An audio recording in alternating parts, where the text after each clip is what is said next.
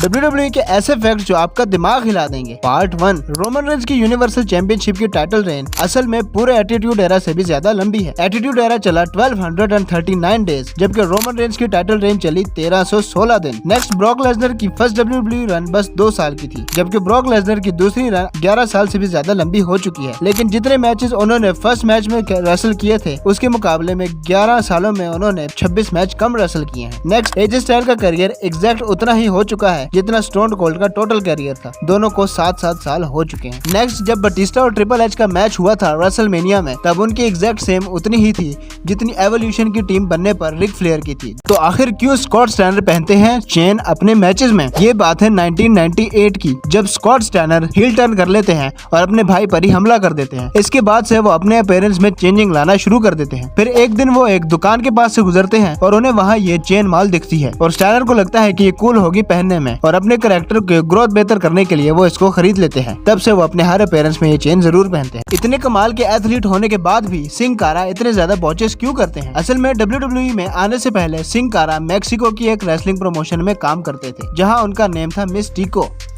जहां सिंह कारा ने 10 से ज्यादा साल काम किया और वहां के सबसे ज्यादा पॉपुलर लुचाडोर बन गए थे। तो फिर क्यों वो WWE में इतनी मिस्टेक्स करते हैं? पहली वजह तो जो WWE ने उनको मास्क दिया था वो इतना ज्यादा टाइट था कि उसमें से सही से दिखाई भी नहीं देता था, और दूसरा, जब भी सिंह कारा का मैच होता था तो WWE लो लाइट्स यूज करती थी, जिसकी वजह से बहुत ज्यादा गलतियां होती थी। और एक सबसे बड़ी वजह ये थी कि सिंह कारा को इंग्लिश नहीं आती थी, जिससे वो अपने अपोनेंट्स के साथ सही तरीके से कॉन्टेक्ट नहीं कर पाते थे। इस वीडियो के बाद आप द मिज की रिस्पेक्ट करना शुरू कर दोगे। ये बात है 2012 की, जब रेसलमेनिया 28 के बाद WWE एक पार्टी अरेंज करती है रेसलमेनिया की खुशी में, जिसमें WWE के सब स्टाफ को इनवाइट किया जाता है, लेकिन WWE राइटर्स को बैन लगाया जाता है। जब ये बात मिज को पता चलती है तो मिज को बहुत ज्यादा गुस्सा आता है और वो भी इस पार्टी में नहीं जाते, बल्कि WWE के सारे राइटर्स को बुलाकर एक ग्रैंड पार्टी दे देते हैं। आपका इसके बारे में क्या ख्याल है, कमेंट्स में जरूर बताइएगा। तो आखिर क्यों रेसलर्स अपना नेम चेंज कर लेते हैं WWE छोड़ने के बाद? इसके पीछे बहुत सारे रीजन हैं, जिसमें ऐसा करने से दूसरी कंपनीज को बहुत ज्यादा फायदा होगा। जैसा कि AEW अगर एज का नाम यूज करती एडम कॉपलैंड की जगह, तो उनकी टीवी रेटिंग्स बहुत ज्यादा बढ़ जानी थी। उसके बाद दूसरी बड़ी वजह है मर्चेंडाइज सेल, क्योंकि उस रेसलर की सारी मर्चेंडाइज सेल को WWE ही ऑन करती है, और अगर ये नेम किसी और कंपनी के पास जाएगा तो उस कंपनी की भी बहुत ज्यादा सेल होगी। इसके बाद जब रेसलर्स को पता चलता है कि उनका नेम चेंज होने से उनकी फेम भी खत्म हो जाएगी, तो WWE से ही नेगोशिएट करके अपना कॉन्ट्रैक्ट एक्सटेंड करवा लेते हैं। और कैसे इस रेसलर ने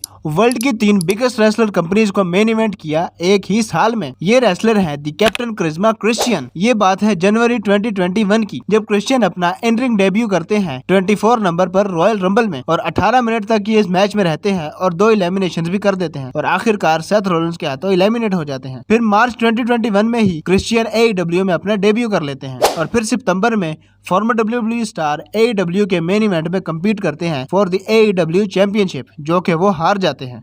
लेकिन इससे 1 महीना पहले ही क्रिश्चियन TNA में इम्पैक्ट चैंपियनशिप भी जीत जाते हैं। फिर इम्पैक्ट रेसलिंग के pay per view bound of glory में क्रिश्चियन अपनी इम्पैक्ट चैंपियनशिप डिफेंड करते हैं और वो भी हार जाते हैं। WWE रेसलर्स जो कि एक टाइटल दूर हैं ट्रिपल क्राउन चैंपियन बनने से, सबसे पहले आते हैं the American nightmare Cody Rhodes. ये फॉर्मर इंटरकॉन्टिनेंटल चैंपियन भी हैं और फॉर्मर टैग टीम चैंपियन भी हैं गोल्ड डस्ट और टेड डिबियासी जूनियर के साथ, और वो करंट अनडिस्प्यूटेड यूनिवर्सल चैंपियन भी हैं। कोडी रोड्स सिर्फ एक US टाइटल से दूर हैं ट्रिपल क्राउन चैंपियन बनने में। उसके बाद आते हैं the Scottish psychopath Drew McIntyre. ये फॉर्मर इंटरकॉन्टिनेंटल चैंपियन भी हैं और ये टैग टीम चैंपियन भी हैं डॉल्फ जिगलर के साथ, और ये 2 टाइम WWE चैंपियन भी हैं। ये सिर्फ US टाइटल दूर हैं ट्रिपल क्राउन चैंपियन बनने से। और लास्ट पर आते हैं एक नहीं बल्कि 2 रेसलर्स, जो के हैं the Celtic warrior Sheamus and the 16 time world champion John Cena. दोनों ने टैग टाइटल्स, US टाइटल्स और वर्ल्ड टाइटल्स जीते हुए हैं, और दोनों ही रेसलर इंटरकॉन्टिनेंटल चैंपियनशिप से दूर हैं for becoming the triple crown champion. कैसे WWE की चालाकी भारी पड़ गई WWE को ही? ये बात है 1996 के अक्टूबर की,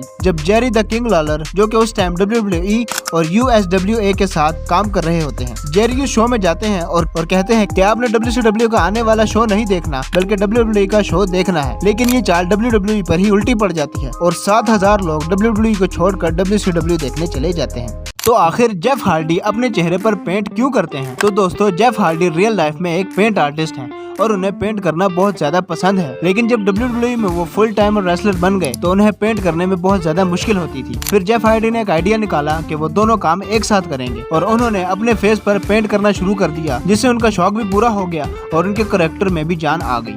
कैसे एक पिक्चर की वजह से पड़ा रिक फ्लेयर को $5000 का फाइन। ये बात है 2005 के अनफॉरगिवन पेपर व्यू की, जहां रिक फ्लेयर का मैच होता है कार्लिटो के साथ फॉर द इंटरकॉन्टिनेंटल चैंपियनशिप, जिसे रिक फ्लेयर जीत जाते हैं। मैच के बाद WWE रिक फ्लेयर की एक फोटो लेना चाहती थी बगैर शर्ट के इंटरकॉन्टिनेंटल टाइटल के साथ, लेकिन रिक फ्लेयर मना कर देते हैं क्योंकि उनके हिसाब से शर्ट उतारना उनके लिए बेइज्जती की बात थी, इसलिए वो मना कर देते हैं। WWE को ये बात अच्छी नहीं लगती और वो रिक फ्लेयर को $5000 का फाइन कर देती है। और वीडियो को लाइक करके चैनल को सब्सक्राइब कर दो।